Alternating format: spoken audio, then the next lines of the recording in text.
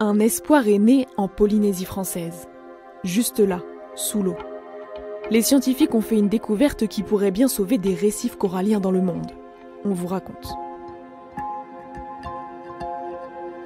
L'atoll de Tatakoto, à plus de 1000 km de Tahiti, est un endroit à première vue peu propice à la survie des coraux.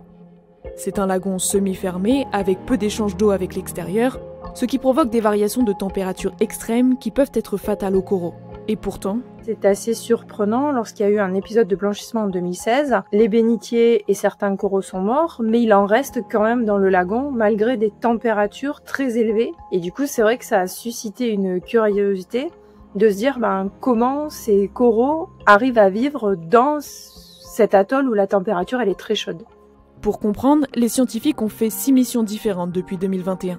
L'objectif, déterminer si cette résistance exceptionnelle des coraux est due à une acclimatation temporaire et contextuelle ou à une adaptation génétique durable qui serait transmissible de génération en génération. On fait des boutures, on prend un petit fragment de corail qu'on transporte et qu'on met dans une pépinière et qu'on fait grandir.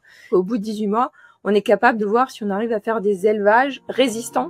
Des coraux ont été transplantés de l'atoll de Tatakoto à Moorea, dans un environnement plus classique. Si les coraux survivent à cette migration assistée, cela serait une découverte importante pour les récifs coralliens endommagés ailleurs dans le monde.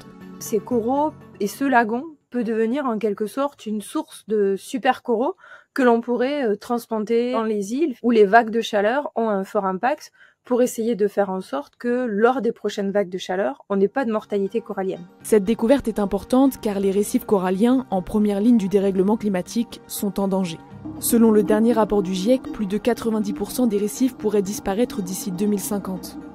Une disparition grave car les récifs abritent 25% de la vie marine, protègent les côtes de l'érosion et soutiennent l'alimentation et les économies de millions de personnes. Il y a des solutions encore sur lesquelles on peut miser et on peut travailler, mais par contre ça ne réglera pas la crise globale des récifs coralliens. On n'est pas capable de restaurer des kilomètres carrés, quoi. Et aujourd'hui, quand on a une vague de chaleur, c'est des kilomètres carrés qui vont subir cette vague de chaleur et qui vont mourir.